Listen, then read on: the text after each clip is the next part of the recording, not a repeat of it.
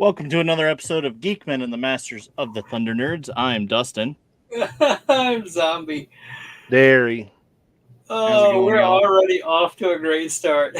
I like the new opening, but I think some of it got cut off. Yeah, I saw that and I'm very annoyed because I don't know how it happened. Man, this is not our week. It looks like it's even less than the previous time. Like the previous thing. It's like, okay, so I know I have to export it as 9:16. Yeah, format. And it's like, okay, so I did that. And then I upload it here and it's like, yeah, no, we're only going to show this section. And it's just like, are you freaking kidding me? I'm dying as the opening is rolling. I'm going, oh god. Yeah. I screw up Monday. Toy.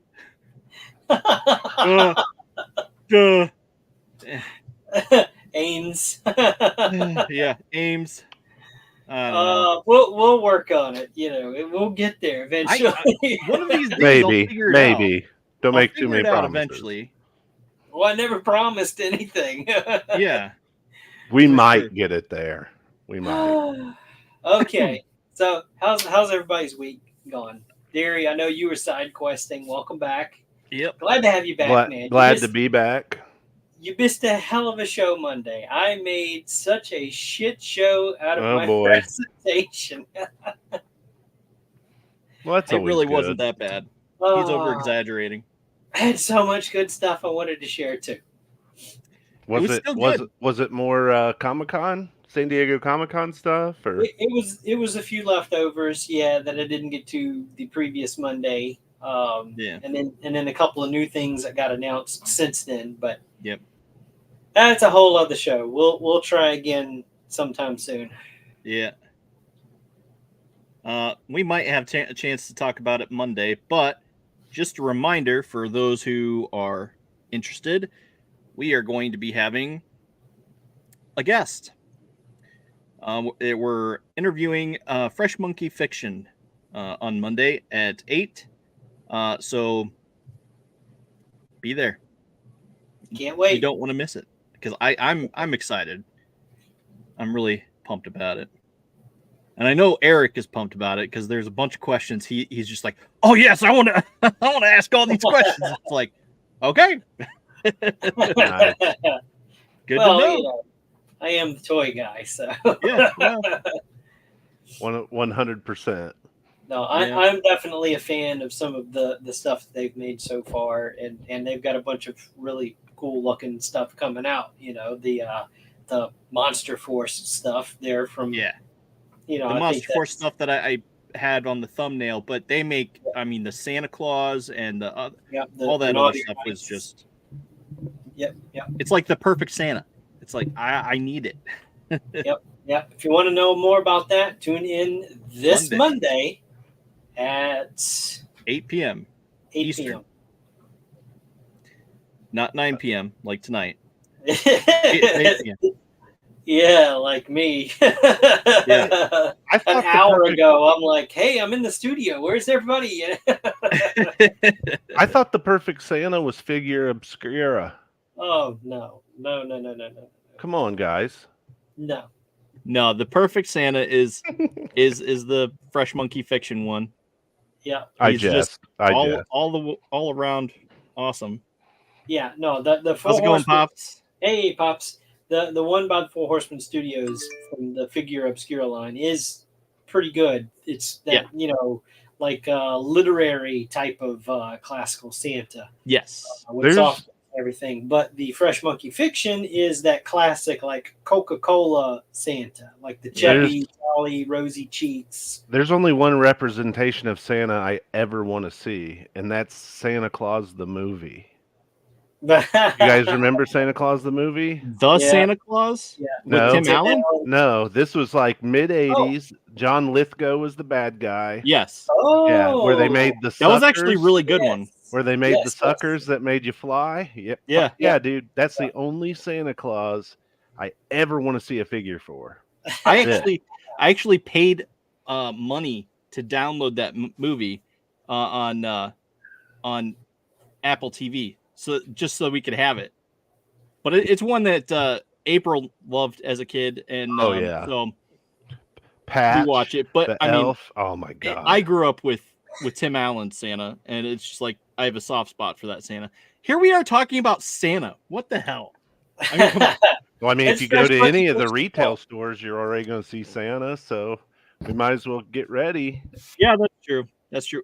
I still insist we need to have Halloween discussions first. Yeah.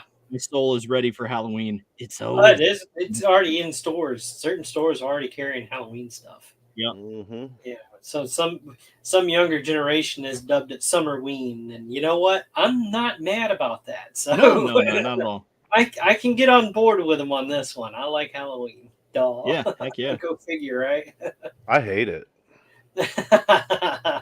Why would you hate your you know, birthday? Halloween was amazing when I was a kid. No My one brothers would hates have a Halloween party, and I would have a birthday party, and our invitations would be the same thing. And so their friends would be obligated when their parents saw it to bring me a present. So I'd get presents from all my friends, presents from and their candy. friends. Mm-hmm. Oh yeah. Yeah. Oh, no, trust me, That no makes one me hates hate their you even birthday. more, I Derry. freaking loved it. No one hates their birthday more than I do. Trust me. Mm-hmm. Yeah, I imagine so. Yours is what, April 1st? April 1st. I Yeah, am no one likes that. I can't even stand anything about. It's like you get all excited because there's some announcement and you're like, oh cool, they're finally bringing George Lucas back to Star Wars. You're like, wait. Oh crap, it's April 1st. Never mind. So basically what Screw you're saying you. is you don't like anything about April. No, April 1st. Just the April Fool's Day. Just the stupid Just like April Anything Fool's named Day. April, right? No, not anything named April. I see where You're you're not gonna going with get it. this, and you're not going to get me in that trap. No, She No. knows better. not gonna get him. Poor But, Pumaira. Yeah. So anyway, okay, I have a couple announcements. I just want to take a second to look at me. I'm trying to be responsible and have a notebook. Oh And God. so shout out to Daniel Rosales of Super Sunday Roundup. He is a new addition to the Madness Network, which we are a part of. And I believe you can tune in after our show. There'll be a Freewheelin' Friday, which is Pop's show. He'll be on there, apparently, talking about his upcoming show, which is on Sundays, as you can tell, Super Sunday Roundup. But it's very similar to like what we do. So check it out. Well, at least that's what I gathered from the icon, the thumbnail. It's very, very similar to our field show. They're probably way more professional than we are. But I'll say it's always good to have more people on the network. Get them out here and let's go. Yes, and that's my movies for later. And yeah, so anything else that we want to talk about before we get into the movies? I say let's get right into it because we kind of have 3 to talk about. Now, Derry, did you watch last week's? No, I didn't end up getting to. So Okay. I don't have any notes on the prequel one you guys were going to watch this week. I didn't even bother. Yeah, so we'll be talking to the host of, I'm presuming Daniel Rosales, at 11 p.m. So that's a good reminder, Pops. I forgot to mention the time. So, okay, so you didn't watch the movies from last week, so you didn't see The Endless, right, which was the whole comment about the prequel, which that's the.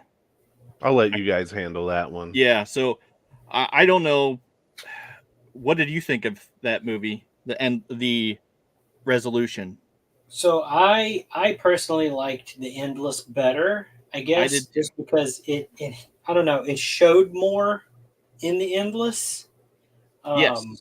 Not to say that the Resolution was bad, but going into it, I kind of knew what to expect out of the ending. And Yeah. when they got there, it just didn't feel like that ending fit with that movie. Like the ending to the Resolution didn't fit the Resolution. Because it kind of, if you hadn't seen the Endless like we did first, Yeah. and then watch, like if you would have watched the Resolution first and seen all the stuff that these guys went through, like nothing repeated. There was no repetition. So by the end of the movie, you know, and hey, if you haven't watched this movie, you had a week to watch it. No spoiler warnings whatsoever. Here we're in it, you know. Yeah. So by the end of the movie, when all hell breaks loose, the shack is burning down, and then you see the two main characters and they're looking up at the sky and you can just hear something. Well, and you You saw know. something too. Well, not in the version I saw. Like they didn't show anything. I just heard like gurgling, like a creature sound or whatever, and it was presumed that there's this creature looking down at them or something was looking down at them, and like it fade to black, movie over, roll credits. It's kind of tricky, but it's a shadow over the flame. It's very subtle, and if you weren't looking too closely, you wouldn't have seen it because it happens quick. I mean, yeah, I didn't see it. Sounds like terrible execution on the filmmaker's part. I don't know. Overall, both if movies you don't make I thought it were somewhat obvious. Okay. Yeah, for sure. So if you watch them, if you watch the Resolution first and then immediately after watch the Endless, like together they both make a little more sense than just watching one or the other right by itself. So yeah, I don't know. It was just kind of like it would have been neat, like if we would have watched that one first and you're like, okay, what the hell, you know, and then if we watched the Endless after and then those two characters pop up and you go, you're like, hey, wait a minute, look, it's them. Yeah. Then it would be one of those, oh, they're in the same area, holy crap, you know. Yeah. So that's why they did what they did in the Endless. Yeah. Well, and I thought the Endless was like you said, it had repetition, so that way it sort of reinforced the idea that there's just this thing out there. But I think the whole point of the Resolution was the fact that they sort of basically confirmed that's what they are. It is an entity out there that is like sort of spooking, making this weird events occur. So I didn't get that it was that clear from the Endless, but in this one it seemed like, okay, they're obviously doing something. He's obviously causing this because that weird alien looking silhouette in the flames at the very end of the movie. So question, back and look at that again. Yeah. The prequel is named The Resolution. Yeah. And the movie's The Endless. So I already have a problem with the naming convention of the movies. Yeah. Because wouldn't The Resolution come like last? It certainly aired last. It was just a prequel. Well, I mean, in the timeline, yes, in the timeline, you would have something endless first, and then oh shit, it's not endless. Here's the Resolution. Like, yeah. I'm already like going to shred this just over the naming convention they use. So it's not that type of resolution. Oh, okay. Yeah. But I get what you're. It's like a New Year's resolution. Okay. Yeah, essentially, it's about as good as a New Year's resolution. But this, the Endless felt like a very complete movie. Ah. Yeah. it was just like, okay, this is the end. But then at the very end, it was just like, well, or is it? Is it So just that they're still stuck? the Or endless had a resolution, and the resolution seems endless because it was left open. well, I think the only benefit to this Uh, movie is having watched both. It makes a more complete Oh. picture. yeah. I know that's what Pumira said. Regardless. She's like, yeah, I really like this movie. Her remarks were, yeah, I like this movie. She hasn't given me a rating yet, so I have no idea what her rating would be. But she said it's really cool that we got to see, well, the resolution. It was, not resolved, but still, it was really cool that we had watched that other movie. It makes a whole lot more sense. And it's like, yeah, it does. Yeah.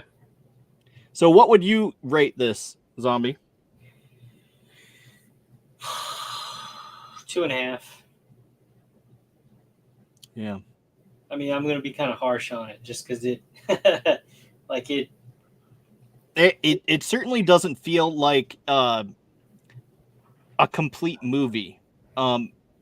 It feels like you really needed to watch that other movie in order to have any hope of understanding what was going on in this movie. So, yeah, for that reason, it's not an atrocity or raging. So, yeah, I think 2.5 feelings is 2.5 stars. So it's flawed, worthy, moderately insightful. So, yeah. hey, Jessica. Hey, Jess. And the endless had, breadcrumbs in it to help try and tie everything together. Yes.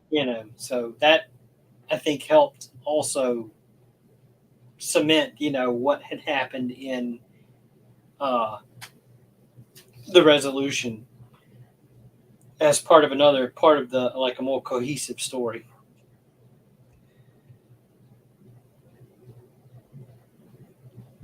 Oh.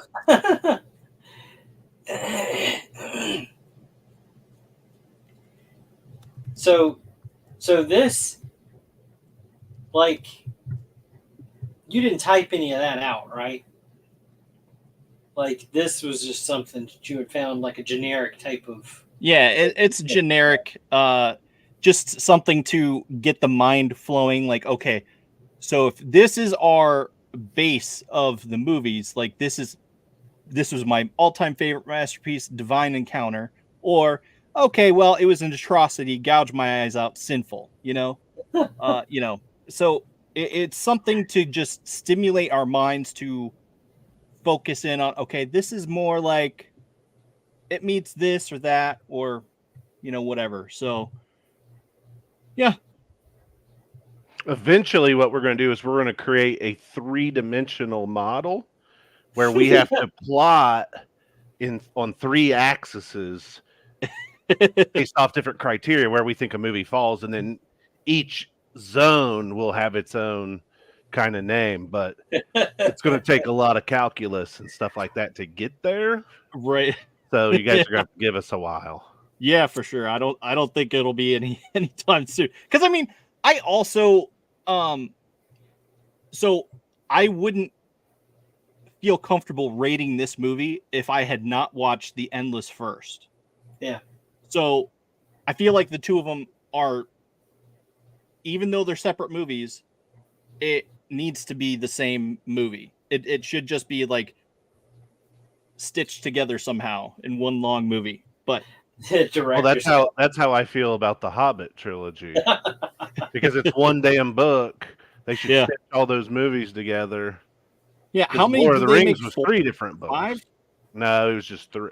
It was 3 books for the Hobbit, right? Which is a 200-page book, 200-page book, and then they took 3 novels and made the Lord of the Rings, which is probably around 1,000 pages of writing. Right. Like those 3 movies, and so I just recently finished listening to The Hobbit because I've only read it before, and it'd been a long time since I read it.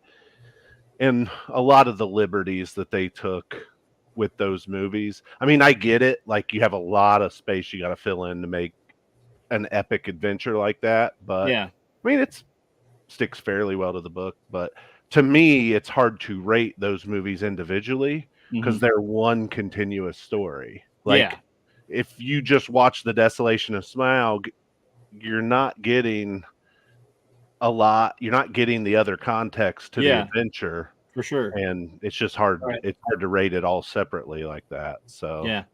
But this sounds like it was a much more of poor quality than The Hobbit. So, Well, it's definitely. I wouldn't say epic. poor quality. I think it was decent quality. It had that Snyder feel to it, where it's like had muted colors and stuff like that. So it's very stylistic in that way, but it was still thoughtful and intriguing. Like, so I don't know. I found it interesting, but I wouldn't want to rate them individually, only as the as a package deal. So yeah. Well, and if we're going to talk about poor quality, we'll just save that because we're getting ready to roll into some conversation about poor quality. Yeah. So which one do we want to get to next? Cosmic Sin or The Punisher '89? Let's do Punisher '89. All right. Ooh. So One this of one the OG Marvel movies. Yeah. We had to venture into YouTube land for this viewing. So. Yeah. Yeah. Which I only watched today. That's how long. First of all, I tried to, watch them with Pumaira, but it came down to it. I had to watch it today, so I didn't get to watch it with her. So, yeah. First of all, who had seen this before? I had never seen it. You'd I didn't never even know seen it existed. Yeah, I've seen. I want to say I've seen it before. So there was a lot of it that seemed familiar to me. So you're in the same boat as I am. I know I've seen it before, but it was like my dad rented it when I was little. Yeah. So probably 1990, 91, somewhere in there. Yeah. And we watched it, but it was almost like watching it for the first time again. Yeah, very much so. Because there was a lot that I didn't remember. Yeah. I remembered the Funhouse fight, and I remember Carnival or whatever it was, and then I remember the office at the end that's all set up like the kind of dojo, like Japanese style on the inside. Like, I remembered that. It drove me crazy that he dove through it like glass. Mm-hmm. It's just like, that's not what it's made out of. Yeah. It's like, Did what you are you not doing? watch Karate Kid Part 2? Seriously. Man. I just thinking like, it's like, come on. Has no one seen Shogun? Which they wouldn't have back then. So yeah, but there was other really good. I mean, like, had you ever seen Seven Samurai? Like, I personally haven't. But these are these are professional filmmakers, right? And you're going to tell me they'd never seen Kurosawa or anything like you had to have seen something that was a little more authentic Japanese, right? To like base some of this shit off of. Yeah, I don't think they were. It was an Australian film. Yeah, I noticed that too. It was an Australian. It was a well-known production company, but it was the Australian arm of it. Yeah. Yeah, so it's like interesting. Well, and like I said, I didn't even know this movie existed. Oh, really? I honestly didn't. Someone mentioned it in our comments last week, and we were like, "Oh, it's an underrated movie. All right, fine, we'll watch it." I don't even see him, so to me, this would have been the perfect time period. So this is literally the same year as Batman. Yeah, Keaton's Batman. This would have been a perfect time. No other movie existed for Punisher. You could have really did a true origin story for the Punisher here and had a really good like Punisher movie, like if you Yeah. did it right. Yeah. And there are other action movies that absolutely like could have got this right with the script. I mean, the quality was out there. Yeah. Like you had already had Terminator out, you had RoboCop out. Like there was plenty to go off of here. Yeah. To put together a really good action movie and set up really a Marvel at this time was kind of struggling on the comic end because they struggled a lot through the 90s. And that's when they started to sell off all their property rights to the movies, to Fox and all those things. But this could have been a great start, but instead, like, it was a great flop. It was a turd. Yeah. It was such a turd. And if you look at the budget, you'll understand why it was such a turd. Like, what do you guys think the budget for this movie was? I would say $5. Well, no, but I'm shooting low. $9 million. Jeez. And this is starring, and it was all that glass that they put in for the fucking goddamn. Well, you've got someone who's already an established action star, right? In the lead role, in Dolph Lundgren. Like, if I'm him, I'm ashamed that I was even part of this project. Like, I mean, I get it's like the 80s style, like the mafia guys were so over the top. It definitely had, it had the mafia wise guys. It had the Yakuza. It was like, it was really weird. You know the thing at the fair that you ride down that's like humped and you get on the sack and you ride it? The greatest scene to me was at the carnival when those ninjas were sliding down that thing. Like, they're not even Chinese stars. They're like, or whatever, shuriken or whatever. Yeah. They're those balls with all those spikes on them. Yeah. I'm like, caltrops. How could you bastardize like cultures, like multiple different cultures, so bad in one film? Yeah. And I've never seen any other like media where the Punisher has used so many knives. Mm-hmm. Knives and a freaking katana. Like, it's like, wait a minute, who was carrying this katana that he used? Because I was confused for a second. I just looked up and saw a katana. I'm like, wait a minute. I think that's not a traditional katana movie. Like, I think this movie suffered from a lot of people wanting to call the shots and put all their ideas into it and vying for which idea to use. And, well, I want to change this. And this is a great idea. And we need to put that in the movie instead of looking to, like, the comics at the time. Who is the Punisher? How should we really portray this character? It was a lot of, I think, no, let's do this instead. Like, let's put it instead of stripping it down to like the core story and slowing down the action and making like a really good revenge movie. They just wanted to, we don't have the budget, but we're going to try to make it look like we do with the action. And it was so cheesy. And I mean, I was pissed that Lou Gossett Jr. was in it because when I was a kid, I loved Iron Eagle and loved Lou Gossett Jr. And then I didn't remember he was in this movie. And then when I saw he was in it, I was like, son of a bitch. You've tarnished one of my favorites. Speaking of stripping down, we get to see Dolph Lundgren's ass cracked twice. Mm-hmm. Yeah, it's just like that same... Why is he butt ass naked in the sewers? Yeah, I mean, it was like, wait, what was this motivation for getting completely naked?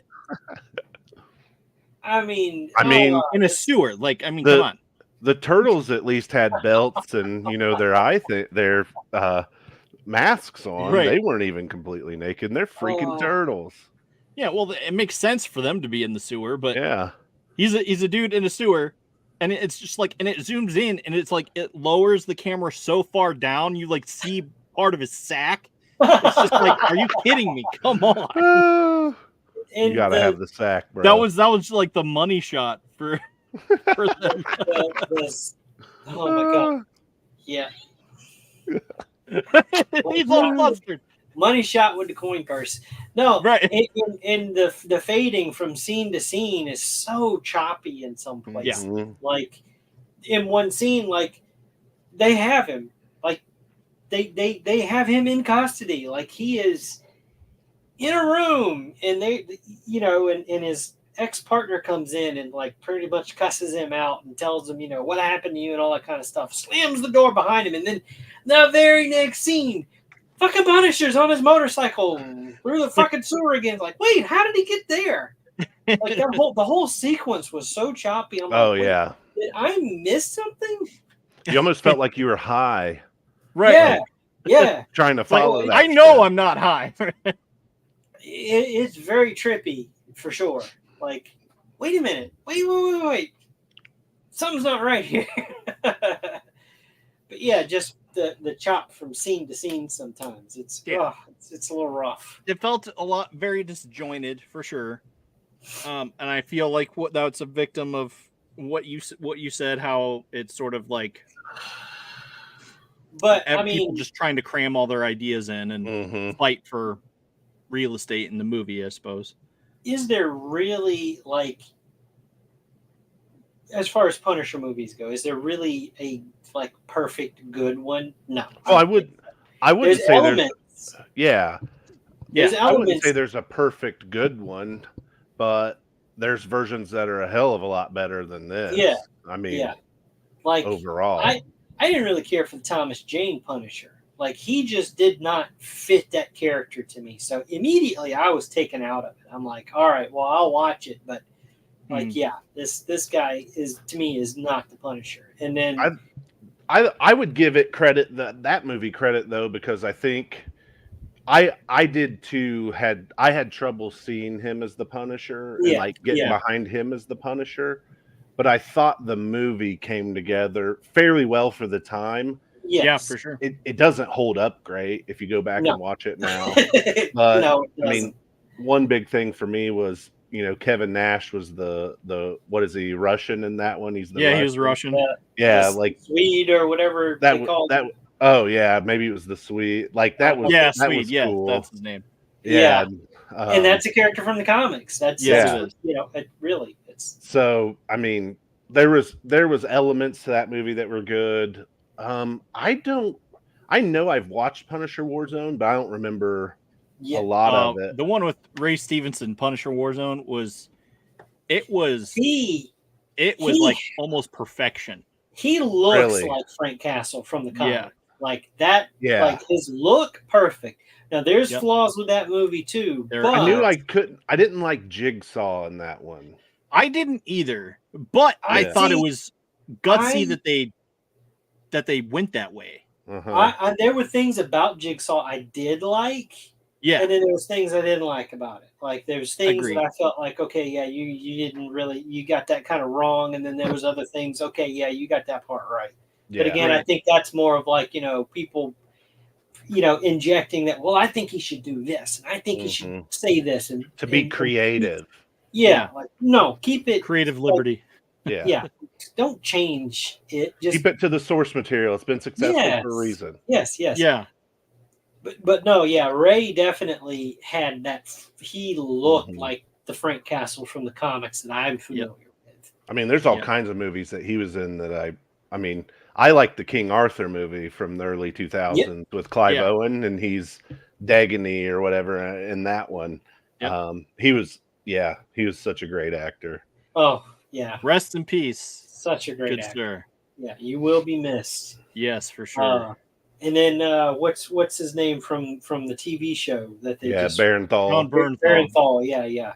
There's things about that one I don't like, and then there's things that I do like. It's like, okay, yeah, that I can see the direction you were going. That's fine. Yep. But some of his actions and the things that he says like doesn't quite fit. Yeah, that's because it's all John Bernthal.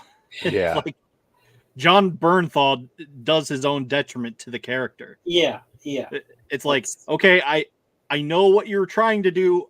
I prefer the other way, but all right, good try. Good try. Yeah.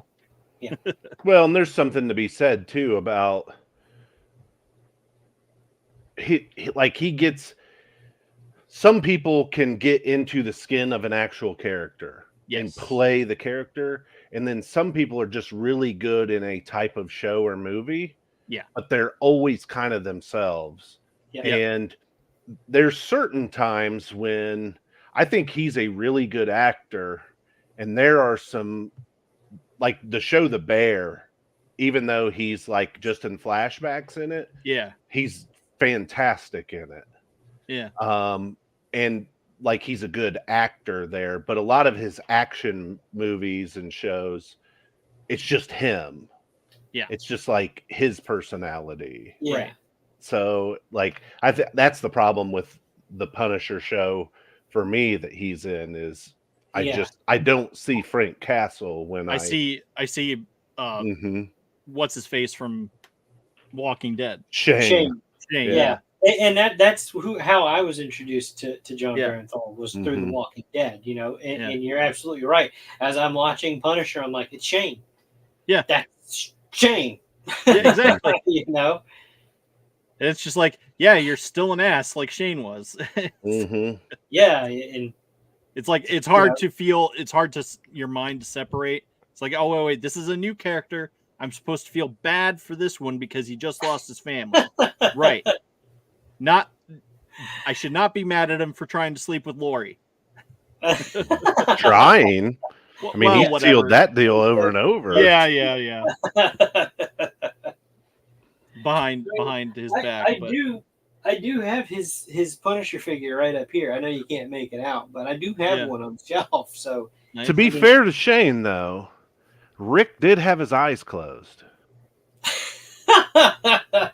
Kind of makes sense. Like, oh, well, I mean, and it wasn't behind his back.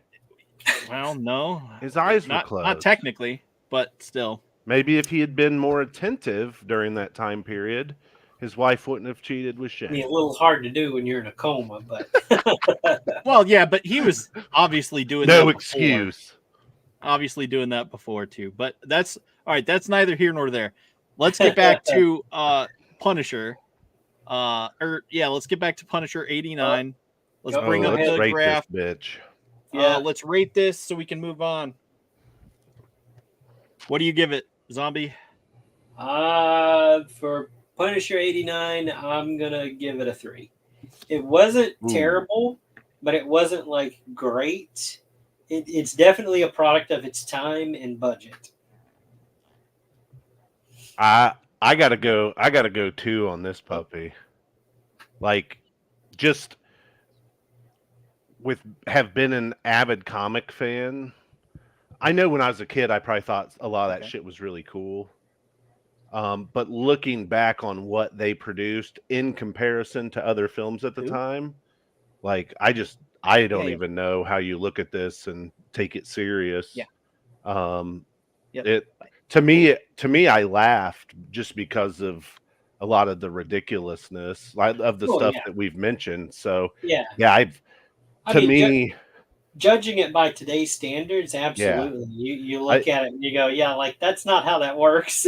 Yeah. And I mean, just there were so many good action movies, even from the late 70s to use as a model to bring a comic character to life. Like, so here's one, and I don't think I can remember the name of the movie, but like the movie where Steven Seagal, they break into his house and they shoot him, kill his wife, and he thinks his kid's dead. And he's in a coma. Like, and then he comes out of the coma years later, and like Kelly Lee Brock rescues him. I can't remember the name of the movie off the top of my head. But then he goes on like this murder spree against the mob because his wife was killed and he thinks his kid was killed. Like, that is a much better revenge movie than what they did with Punisher here. You okay, Dustin? Yeah, I want to say that I want to say I'm familiar with that movie. Out for Blood, maybe. A death sentence, maybe? Let me Death look it up Proof? real quick. No, it's not Death Proof. I think Oh, it's wow, Out he's for looking- Blood. While he's looking that up, Dustin, what's your rating on this? I gave it 2.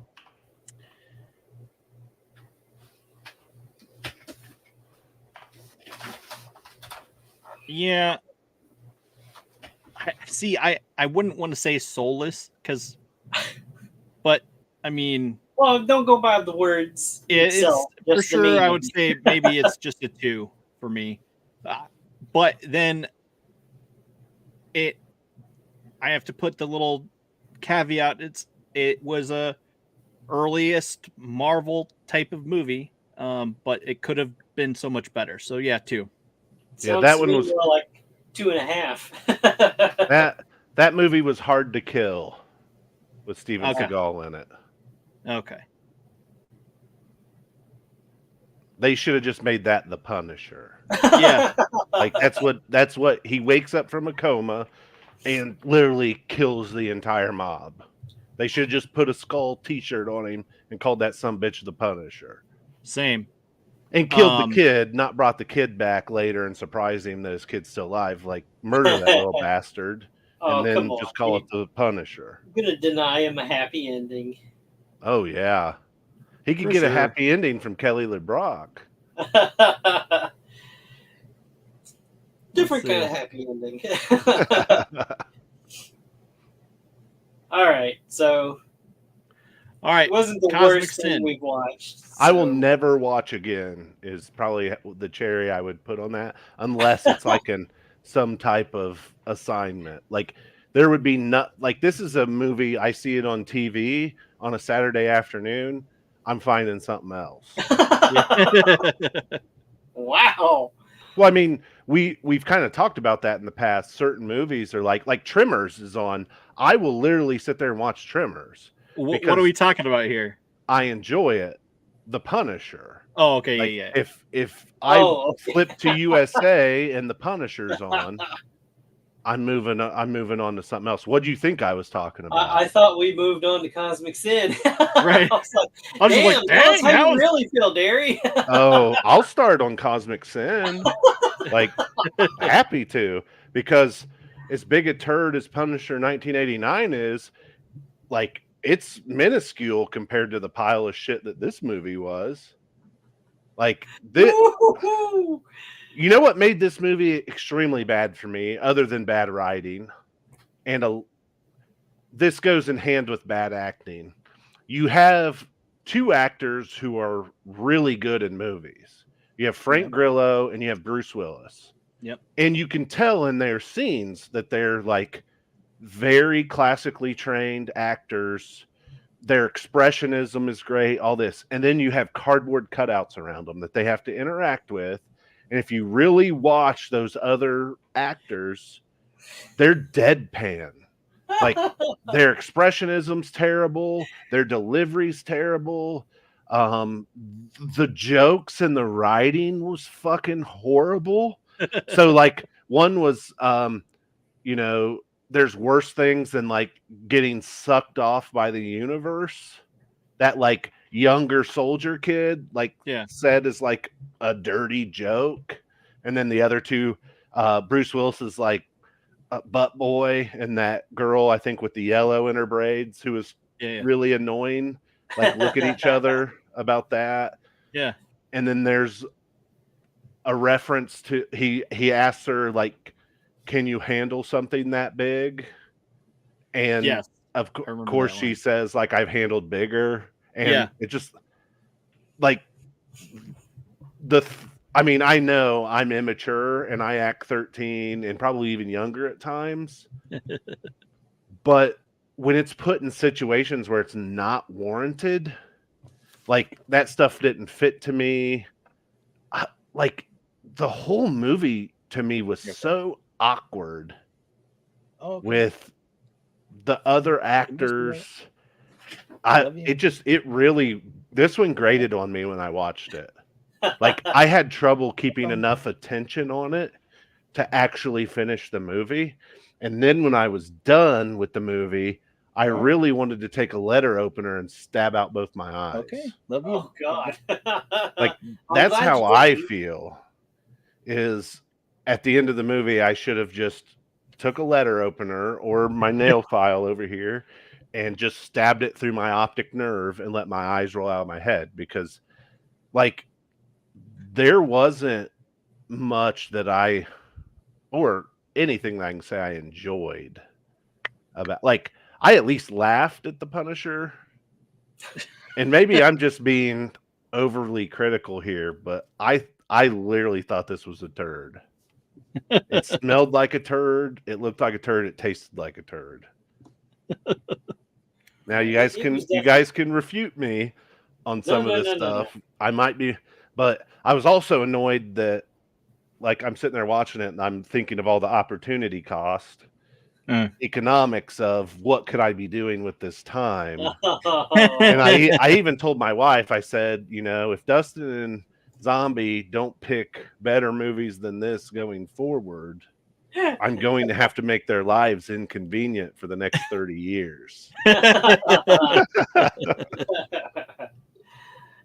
That's my take. You guys can say what you want about this movie, but it's turducken for me. There was definitely nothing new about it. It had a lot of ideas taken from a lot of other properties. I felt like they cherry picked this idea from that and this idea from this over here, and they mashed it all together. Which sometimes works. Yeah, sometimes. Yeah. No, I felt this one didn't. Like it's that very typical like threat of alien invasion type of movie, but with no real threat of an actual alien invasion. Like the biggest uncomfortable notion to me is, okay, this alien species doesn't really have a true physical form of its own. It invades your body like a virus or something, and they just take you over, and you're no longer you anymore. Like that was like the biggest I don't like that. I don't think I want that to happen to me. And then like that was it, you know? Well, so the people show back up at this fucking military base, and they got shit all over their face, and you don't notice? Yeah. Yeah, they walked the enemy right into like Earth, you know. But I mean, even you're getting them like it organized in this place. Like, we're gonna take you to decontamination or whatever. But motherfuckers have shit all over their face. Yeah. Right. Yeah. You could tell no one's concerned. And are twitching and making like squeaky noises. It's like, that ain't right. Right. It makes me want to back off immediately. It's just like, whoa, wait, what? Right. Yeah, but that's the thing that makes it so dumb to me is, did no one stop and say, what would a human actually do in this situation? No. Like, how do you make a movie without taking that into account? So, like, during COVID, I wrote a book, and like in every scene, I had to figure out like, how would real people react in this situation, so you don't write something that's really fucking stupid. Like, to me, that's just, I don't like the word common sense, but like you just being savvy enough to know. Given where I work, yeah, that's what brought this up in my mind. And going through COVID and seeing from the start, I can see how the events that happened in that scene that we're talking about happened, because I witnessed very similar things at work, and I'm like, okay, well, but when it's obvious, you know, it's like somebody should really step in and go, hold up, stop, this ain't right. And the main lady who like wrote the thesis when she was young or whatever, her acting was so horrible. It really was. Yeah. Yes, she was probably the worst offender. I'll shut up now because now I'm mad. Yeah, no. Even like the weight of their power suits that they were supposed to put on and everything. You know, they show them hanging there, and they're just like swinging in the breeze, like they weigh nothing, and you're like, that doesn't even have like a real world weight to it. Yeah. It just, it's like, okay, they're foam suits. They're made out of foam.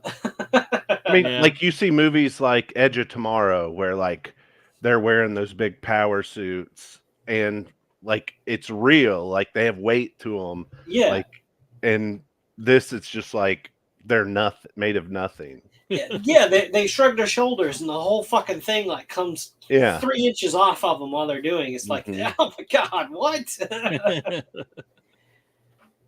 Oh boy. So you guys wouldn't rate this very high, would you? Oh no. I mean, Dustin's just waiting. I mean, you can already tell I'm enraged. So 1.5 is the neighborhood I'm in with Okay. this one. I'm down there. All right. Fair enough. I'm probably somewhere like a 2.5. Like, Yeah. I didn't hate it as much as Derry does, but it Obviously. still wasn't like nothing to write home about. Yeah, so I mean, just to talk about it, I think it was feel very like flawed. he's setting us up for something here. No. I'm just trying to prepare my thoughts. It was actually my movie. No, I'm just kidding. Oh, I know Zombie pointed to you. He blamed you for why I had to. You were on the phone because I told my wife I was actually trying to figure out. I was like, if Zombie and Dustin don't pick better movies, I'm literally going to have to make their lives inconvenient for the next 30 years. Like I said that to her, and Zombie goes, pointed at you. Oh, that's awesome. Okay, Like, so here's the thing. My pick for this week was going to be Kick-Ass, but then somebody else said, "Oh, do Punisher '89." So I was like, "All right, well, I'll receive. I take back my my suggestion, and we'll go with that." So Yeah, I would much rather have watched Kick-Ass. But I've seen that movie. I know it's good, so I don't know. But Into the Unknown. What would you tell us? Give us your thoughts, man. all right, so while it's not practical, I think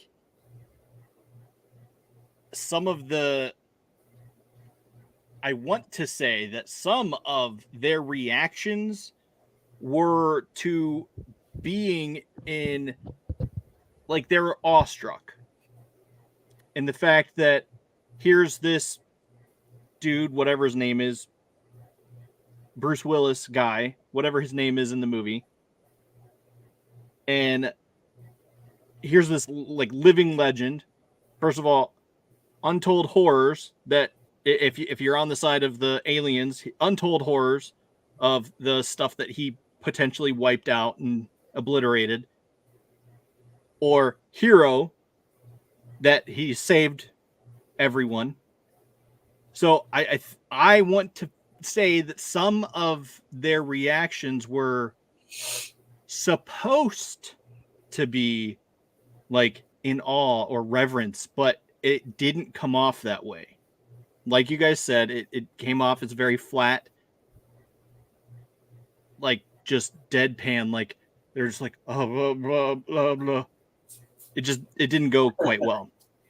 The dude that bothered me was his partner in crime that was palling around with him from the get-go, who like almost got his butt kicked in the bar. And he's just like, sit down, da da da da da, and it just brushed it all off. He was annoying to me. But his acting was balls. That's all I can say. I don't know. So anyway, that's what I would say about that. So like the guy when we were introduced to this other guy, he's I don't even know his character name or whatever. Like he's some general or something. Yeah. And they call him while he's driving. He's on the phone with his wife saying, hey, look, Yeah. I'm on my way home or whatever. Like I thought that was a great scene. Like it's relatable. He's talking to his wife. Supposed to have a free night or whatever, and then first contact is made, and somebody from down the wire through the chain of command calls him and tells him, hey, we got a situation. We need you back here or whatever. And he slams on his brakes and stops, and he's like, well, what did you just say? And immediately he's like, get me the blood general. Right. Immediately. Like, doesn't even hesitate. Like, yeah. Okay. Yeah. Like, that to me was like, that was like a real world thing. Like, there's people out there that will do what our character Bruce Willis portrays would do in certain situations to kill thousands to save millions or whatever. Right. I liked that scene. Yeah. Well, Frank Grillo, like his delivery. That's my whole point, though. Like the acting is so disjointed because you go from a scene where Frank Grillo, like, he's so good at like how he responds emotionally to that call and everything. Yeah. And then you go to like it builds up this like mystique around Bruce because it's going to be Bruce Willis's character. If you have two brain cells you can rub together, that's what they're setting up. And then it goes to a scene with Bruce Willis where in the scene in the bar, like Bruce Willis's character's really a cool character. He acts normal Bruce Willis in the scene. I saw John McClane a lot in him and his scenes, which isn't a bad thing because I fucking love Die Hard movies. Yeah, for sure. Even the bad ones to me are good. For sure.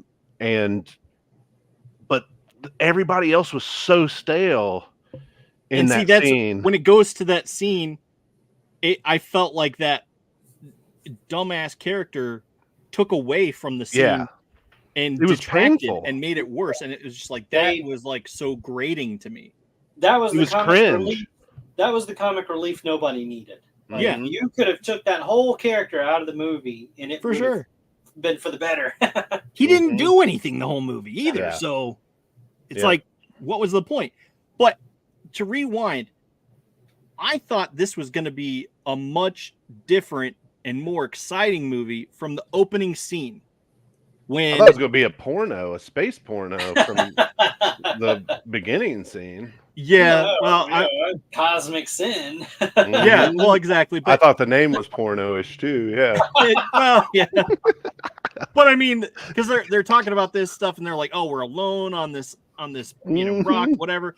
And then all go of a get sudden, stuck in the dryer. We're not alone. What was that? Go get stuck in the dryer. You're my stepsister. We are not that kind of show. But anyway, for those who might not know what we're talking about, I'm not going to go into it. No. But do not. But I thought it was this build up where it's like this very classic horror type. Okay, here's two people getting naughty when they shouldn't be, and then boom, something gets them. And then I was waiting the entire time to hear like what got him,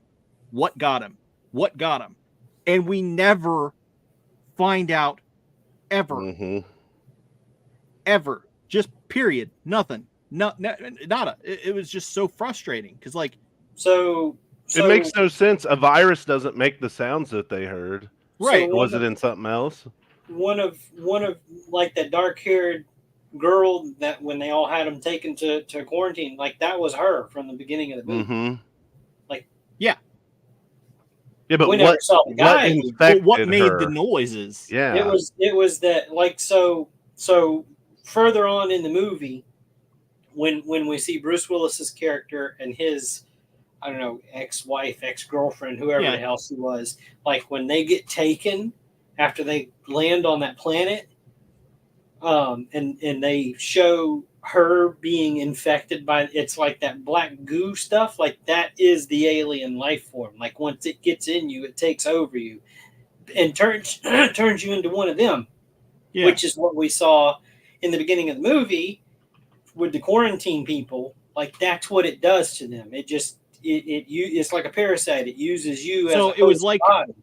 It was like a venom type goo that somehow squiggled around, made those noises, and then infected their body. So it's kind of like that symbiotic type of thing, but more like, no, I'm taking over you, parasitic, like from the beginning. Like there's nothing of you left. Like even her, when they showed, and I'm sorry, I don't remember her character's name. I don't know either. The ex-wife character. Yeah.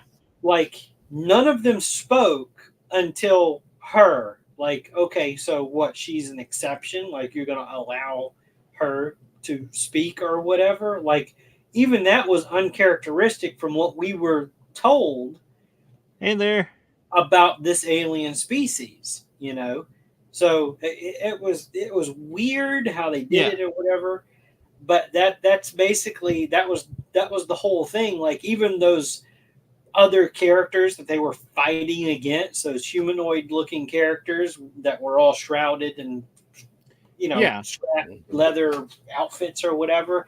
Like we never saw if they were other humans or another alien species out there that got taken over by them or whatever. They looked alien because they had like this weird tentacle face. Yeah, but I don't remember. Like that big one, that was a mask. Like he had like some weird like mask looking thing on. Like we never saw flesh of any kind of alien anything. Yeah, well, I mean, I thought those alien things were what they were going to be fighting against. I mean, they technically were. Yeah, but it wasn't the same context. It was. I mean, it absolutely was from the very beginning of the movie. Like that's like those two people. Like there was one of those aliens or whatever, and first they got the guy, they infected him, and then they catch up with her and infect her or whatever. Yeah.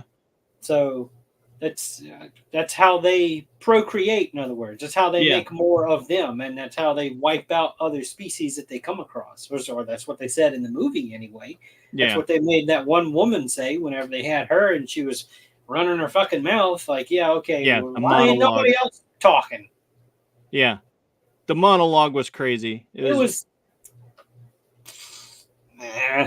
It was not a very good movie. Yeah, it was rough. I thought it reminded me very much of Halo in certain aspects, but it definitely left me wanting. Yeah. Especially it left me wanting to erase my memory. So here's a rant, a little bit of a rant. Can you bring up the rating system real quick? Yeah. So I don't feel like any of these ratings really fit where I'm at. Like I'm getting animated talking about it and somewhat enraged, but in like getting upset about something is at least giving it some value to even get upset about. Like my apathy for this movie is so deep ingrained in my soul that I could care less if it ever existed. Like I would prefer that it doesn't exist. I'm not sure if this was his last film. Yeah, no, I think the movie we watched the previous week was his last film. Yeah, because he could make a better film than this right now. He's non-communicative. He's just laying with there. facial expressions and stuff. Like he could play someone confined maybe to a bed, not able to talk. Like he could do something that would be of better quality than this piece of shit. Yeah. So corrective measures is probably somewhere close to the end of his acting capabilities before he went vegetable, I think. Yeah, for sure. So I mean, you At even least said in it this one, he earlier. was up and moving around and doing stuff. Right. That one was he was up and around moving stuff. So. Yeah, corrective measures. He was kind of just sitting there talking. Yeah. For sure.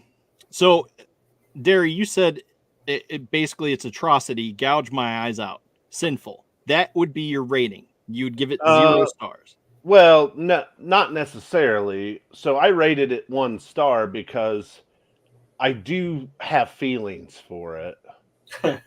My hatred of I don't have deep hatred for it. I'm more apathetic. Like, Okay. I could care if this piece of shit ever exists at all. Like, please remove it from my memory. Please remove it from like my knowledge of knowing that it exists out there. Like that's I'm pleading with some higher power to just make me forget. It sounds like this was your personal what's the movie? That movie. Oh, the one you guys always talk about. Yeah, the one that we always talk about. Uninvited. Yeah, Uninvited. It sounds like this is your personal Uninvited. But here's that movie gets talked about more than any other movie on this show. It's essentially the bar for where it's like the bottom to compare everything to. Right. But it's different to me because I can accept the Uninvited for what it is, and like what was the space one that we watched, the Star Wars ripoff.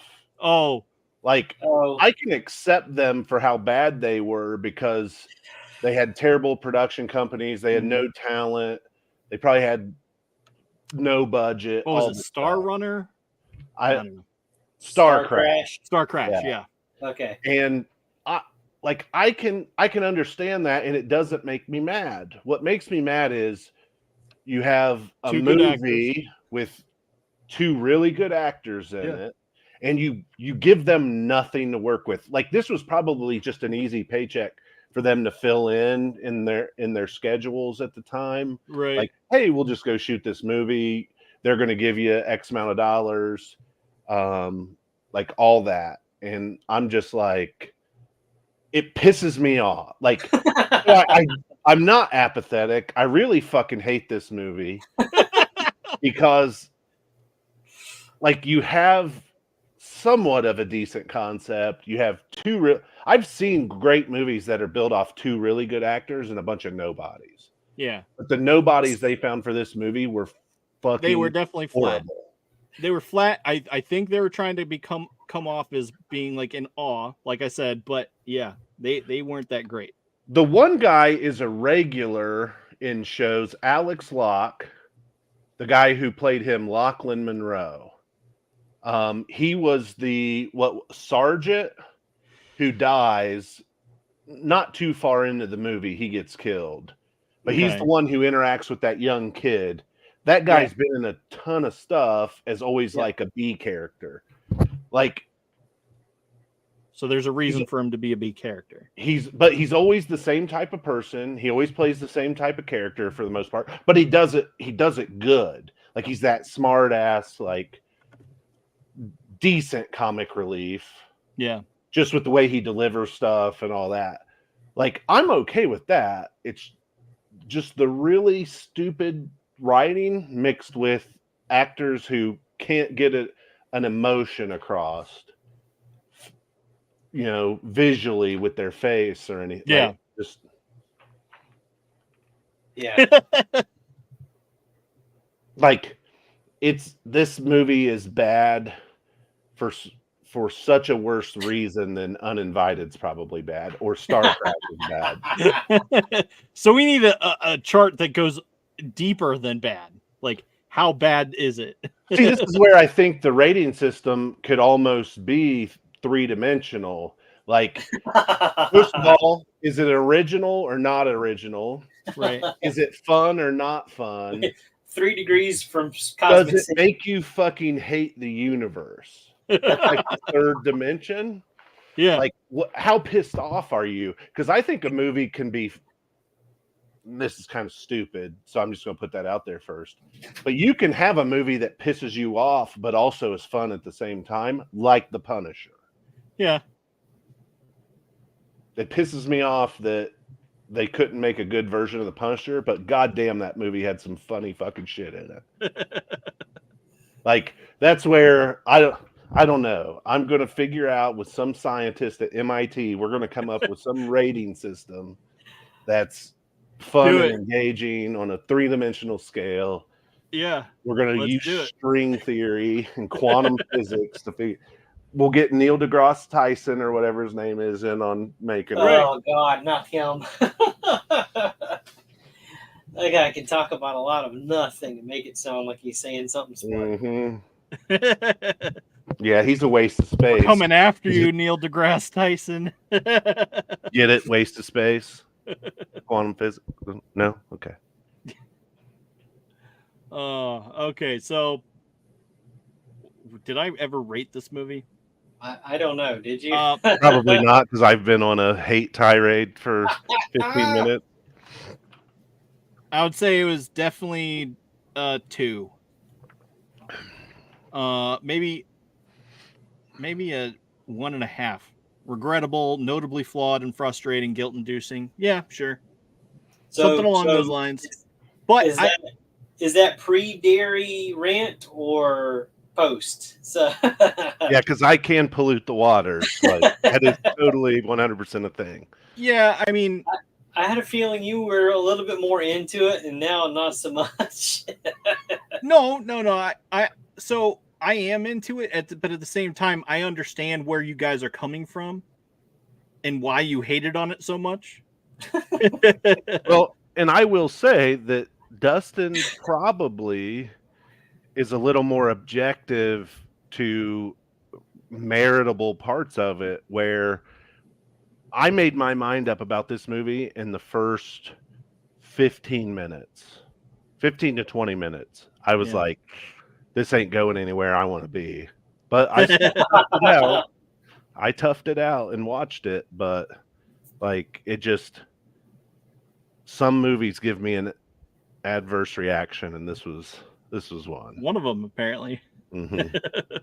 Add it to the whammy section. Well, yeah. Oh boy. All right, so that's that.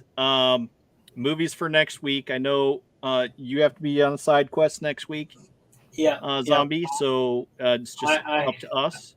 I have no suggestions, so the fate of next week's show is up to you guys. Well, last time we did that, what did we end up with? Return to Oz and Star Crash. So we're gonna have to figure out how to not repeat that. Okay, so I have a couple suggestions. I have a couple as well. Let's hear them, and we'll go from there. Even though I will not be joining the live on camera, I'm still going to heckle you from the comment section. So as long as I'm not like predisposed doing my side quests, I'll be watching and commenting and giving you hell from the cheap seats. Okay, so I have 2 movies. One I have seen before. One I've seen before, but I don't really remember all that well. But it comes highly recommended as for someone as their favorite movie of all time, which I completely discredit. This kind of scares me because I might hurt feelings. Okay, so the movie I would like to see. Okay. Volcano, and the other one is who's in Volcano? Well, let me see. I thought it was the one with Pierce Brosnan, but there is that's Dante's Peak. Is the Pierce Brosnan one? Oh, okay. This one's Tommy Lee Jones. Okay, then I probably haven't seen that. Anyway, I don't know, maybe. Or do you mean Dante's Peak? Is that the one where the La Brea tar pits like forms into like a volcano or whatever in the middle of Los Angeles or wherever the crap it is? Yeah, that's Volcano. It's right in downtown is where it happens. Okay, so let's see. Let me see what I put. It's on my list that because it's on Tubi. Yeah, Dante's Peak has it's Linda Hamilton and Pierce Brosnan. Okay. Pretty sure. Let's see here. But it might be Volcano that's on. Yeah, Volcano is on Tubi. No, I didn't want to play it. I wanted to remove it. Yeah, it's Volcano that's on Tubi. Dante's Peak is not. Okay. I've never seen Volcano, so I know of the movie, but I don't. If I seen it, I don't remember it. But it may be like that forgettable. Yeah. So what was the one that's somebody's favorite movie of all time? Okay, so it is. Oh, that's why I'm not logged in as me. Dang it. Okay. How can you not be you? Let me go up here and I'll type it.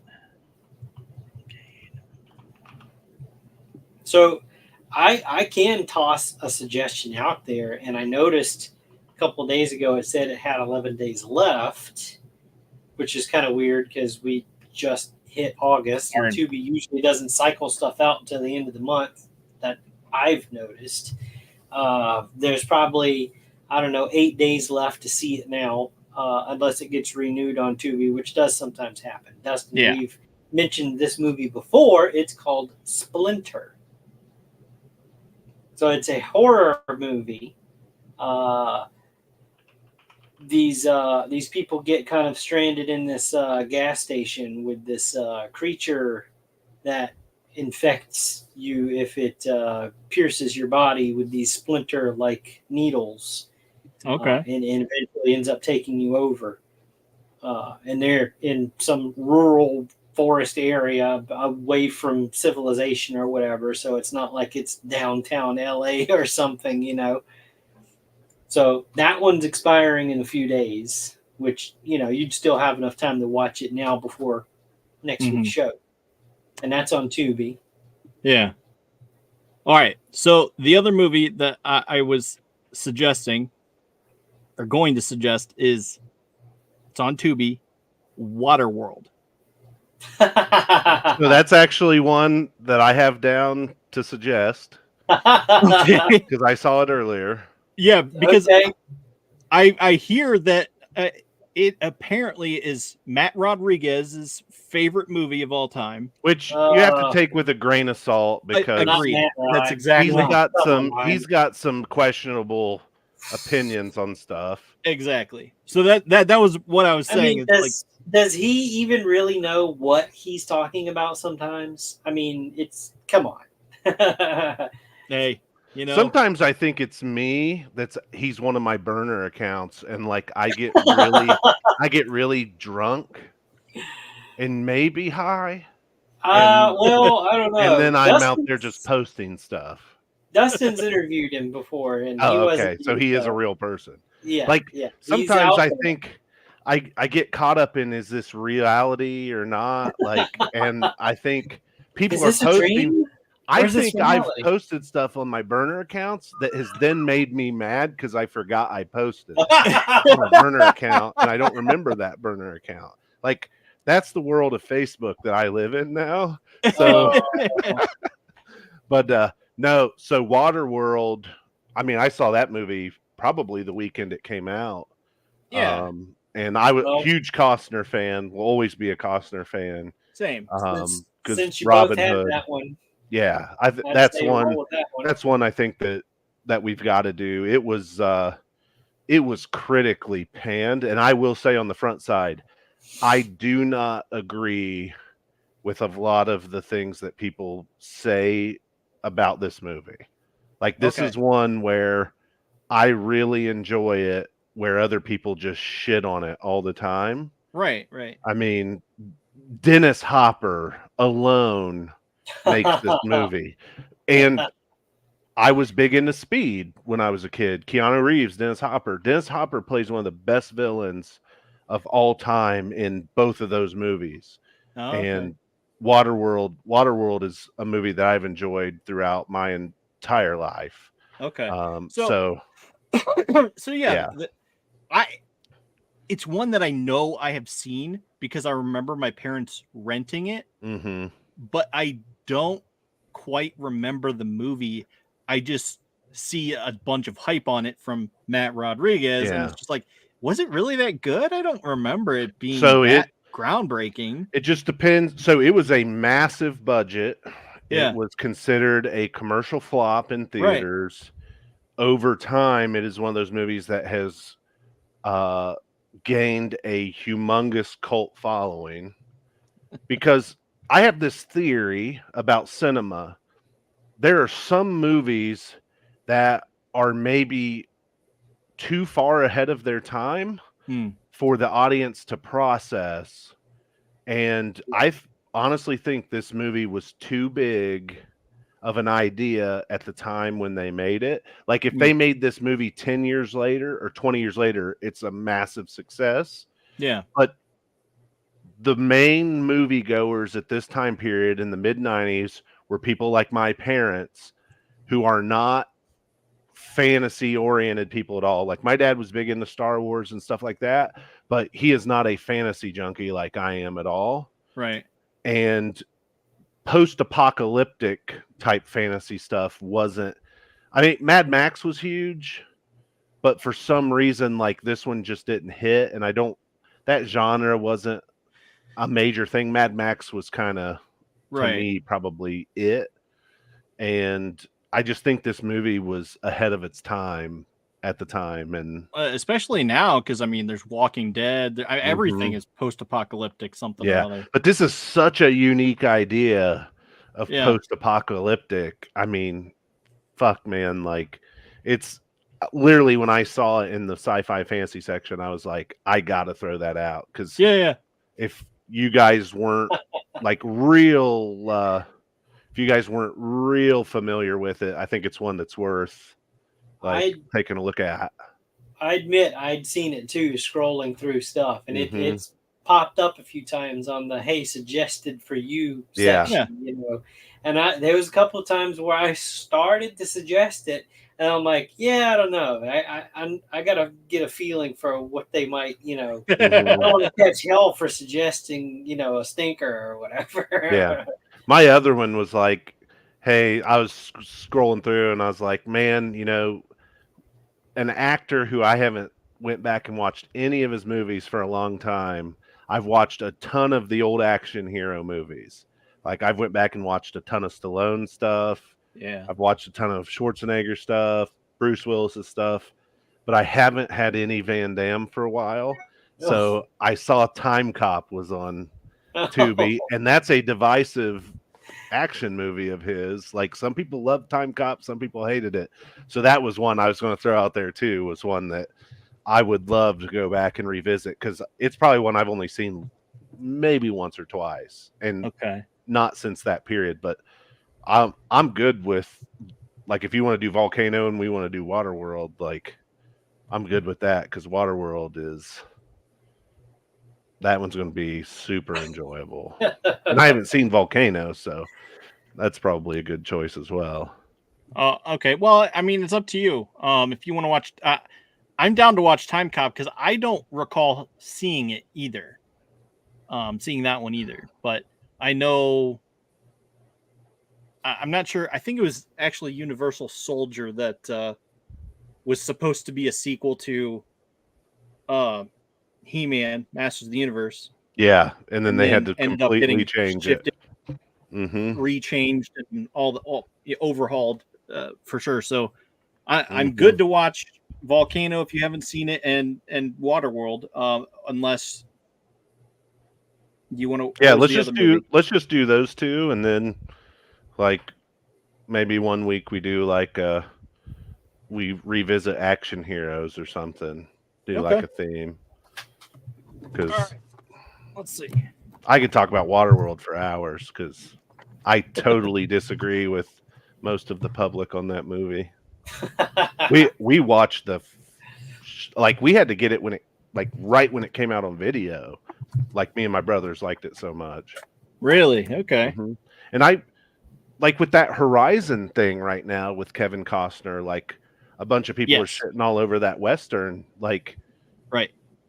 Kevin Costner just makes movies that I like. Like, a lot of people, even though it's critically acclaimed, do not like Dances with Wolves. I love it. It's one of my favorite movies. They're like, it's too long. I mean, Westerns aren't as popular as they were, in the 70s and stuff. But like everything that guy touches for me is usually like really good. And it's just the way he acts. Like, he had a movie probably 7-8 years ago, that one that's 3 Days to Kill. Yeah. And like, I didn't expect it to be good. When I watched it, I was like, God damn, I really liked watching that movie. Yeah, it was a good movie. Yeah. And I don't know, there's not a role that he's in where I think that I can remember where I'm just like, God, that was a turd. Yeah.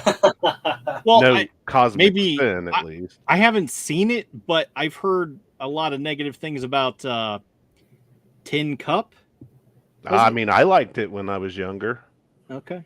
Yeah. I mean, it's kind of a romantic comedy. It has a non-traditional ending to it, which is probably one of the things I like the most about it. Is it's not that same form. It didn't follow the same formula that those things kind of. But I also was obsessed with Rene Russo back then too, because she was in the one with Clint Eastwood where he protects the president, and then she was in that, and then she was in the Thomas Crown Affair with Pierce Brosnan, where she actually got naked. And so, I had like a Rene Russo crush when I was younger. Okay. Well, that makes sense. Because I do remember there being some sort of controversy about that, that my mom hated it for that reason. Oh, Pam. So we're going to have to rewatch it, Pam.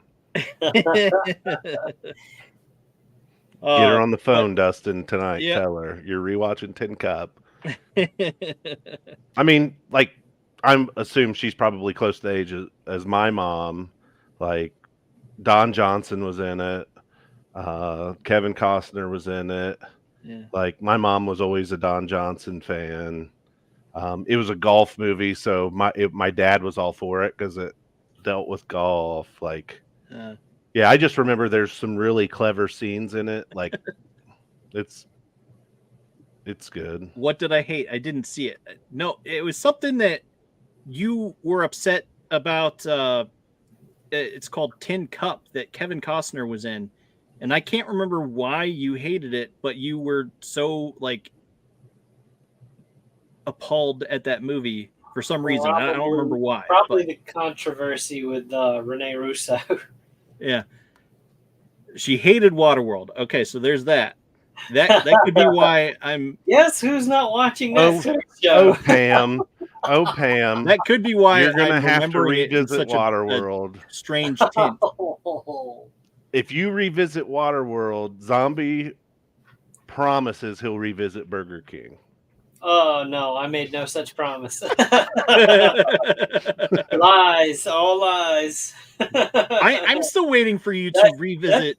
That's part of a whole other conversation before the show even started. Don't even worry about it. If you want to know, comments does not reflect on any, whatever the disclaimer, however that goes. Don't if you would like insight into our pre-show conversations, make sure that you do something that motivates us to like set up a Patreon. And then you can buy that content. If you think this show gets wild, our pre-show conversations. Yeah. We're all over the place. Hey, yeah, just in a just sinful world in the cosmos. Yeah.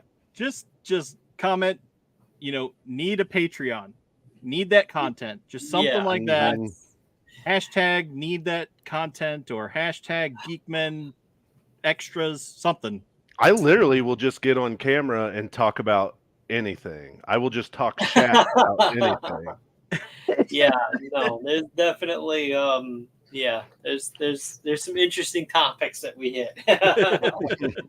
we need to start recording that stuff. Yeah.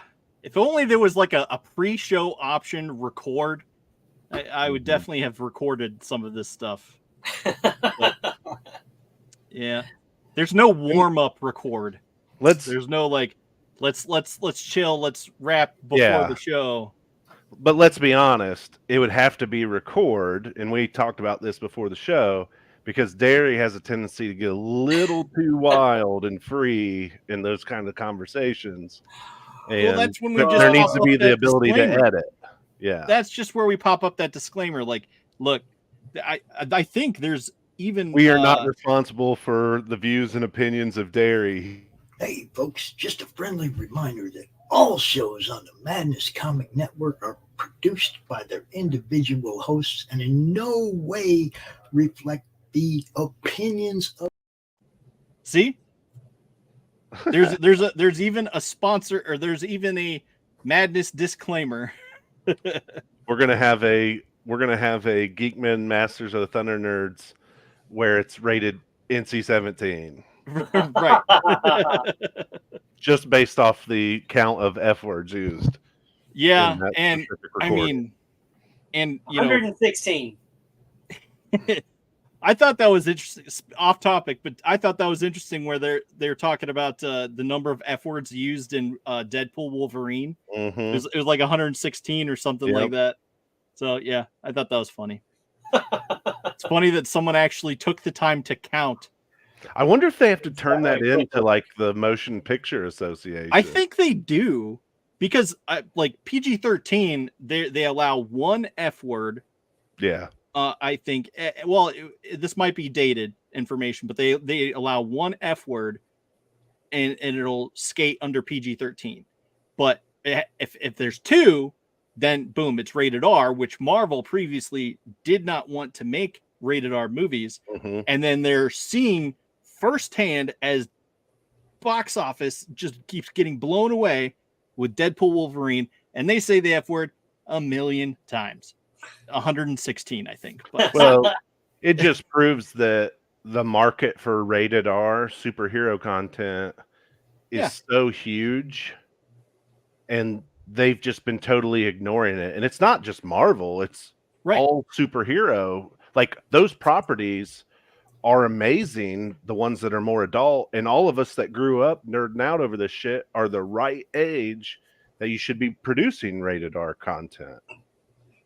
Give Wesley Snipes the go ahead with another Blade movie. People kidding. Like, that's what everyone go back to like the formula of the first Blade movie. Yes. Yeah. Not Blade 3. That was a little iffy. Yeah, Trinity was terrible. Yeah, Blade Trinity was really bad. But Blade 1 was phenomenal. I even enjoyed Blade 2, yeah. But it wasn't as good as Blade 1. I still hold fast to, and I will die on this hill, that that first Blade movie saved the Marvel Cinematic Universe. Well, they've come out and said that it is. It proved that a good comic book based movie can be made. Yeah. Mm-hmm. I mean, they've readily admitted that, and have you guys ever seen so now after his reprisal in Deadpool Wolverine, where they're just like, oh yeah, well, he did save. He is technically the Marvel Jesus because he did save Marvel at the time when they were at the lowest point in their comic book selling and whatnot. Oh yeah, so it was clearly evident. But really, the only thing they had going for them at that time was X-Men. Yeah, I mean, they didn't have a whole lot. Well, I say yes to X-Men because X-Men was in Pizza Hut. They were giving away VHS tapes and with their pizza. It was huge in the animated cartoon and whatnot. It was so good. Yeah. And that's why they brought back X-Men 97, because X-Men was so good. The original animated series.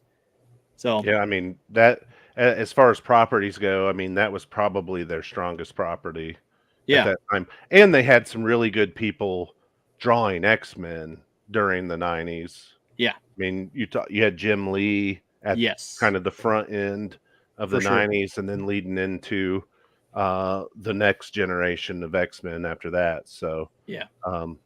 But yeah, Blade, I remember I got it on DVD and it had like alternate, like, I don't know if really they were alternate endings because it ended the same way, but it was like alternate versions of the fight with Stephen Dwarf at the end. And like how like they made that character's like powers different.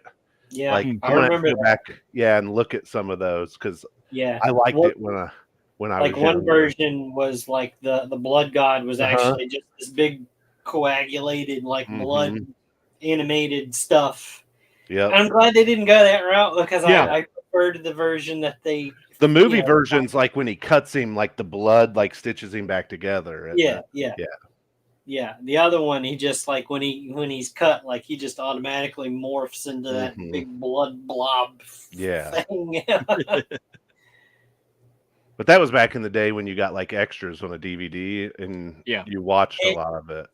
And what's funny is the figures that they made to go with that first movie, like the figure of Deacon Frost had attachments to it to make that those big blood globule.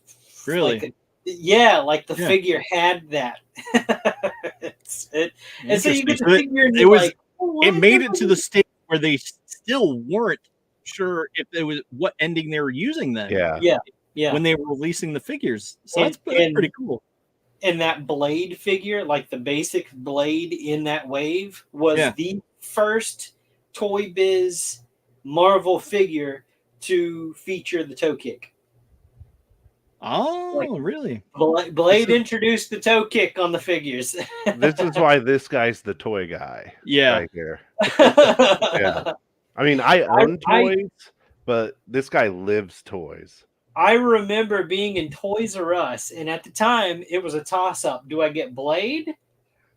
Or do I get... They had a new wave of X-Men figures that was the Water Wars, while they all had like these big water, like pump action cannon things that they all came with. Yeah. And I chose poorly. I went with X-Men instead of the Blade and regretted it ever since, like the very next day, because the Toys R Us was in the next state over. So it's not like I could just ask my mom, hey, let's go back and, I want that other figure instead. And so since it was the X-Men, I was able to pick two, and I got Wolverine and the Nightcrawler from that wave. Nice. And I think I still have those figures somewhere.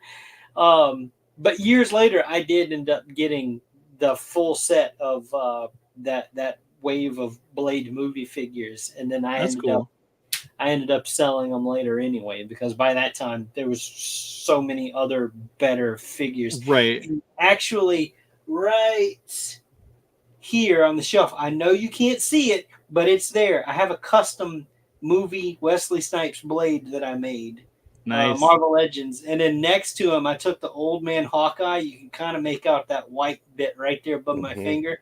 Yeah. That's my Whistler figure. Yeah. His partner from the movie. Yeah. Like, as soon as they announced that figure, I'm like, holy crap, that's Whistler. Right. So, that's what I thought of too. Yeah. I don't know. But anyway, I digress. Let's wrap it up. It's been an hour 40. Okay, check out not the after show, but the Freewheeling Fridays coming up at 11. Shout out to Daniel Rosales, who made it out to the chat. We saw Rosales Comics. But Super Sunday Roundup is now a part of the Madness Network. And as we are a part of the Madness Network, be sure to tune in to our show on Monday. Yeah, which we are going to be interviewing. Yep. Where is the here we go. Where is the thing? We are doing an interview with Fresh Monkey Fiction. We are really excited about this, and I believe I said this earlier too. For sure. What was that? Looking forward to talking to those guys for sure. Oh yeah, totally. So you're into comics, you're into movies, come watch us on Monday nights. That one happens to be we're doing an interview, which is something that, if we do, you guys you want more of that, let us know. Otherwise, you're just going to get a bunch of me talking like I just did about these figures. Well, I mean, and it's freaking figures is what the show is normally called. Where did it go? I can't believe that I lost it. Okay, it's freaking figures, but we also have an interview with Fresh Monkey Fiction. Yeah. So it's sort of like a combined, because we do interviews too, periodically when we get them. But so we do interviews, and that's normally its own segment. We usually dedicate its own segment to that. But this one, it just so happened to work out that it's freaking figures, because this guy, I'm pointing at Zombie right here.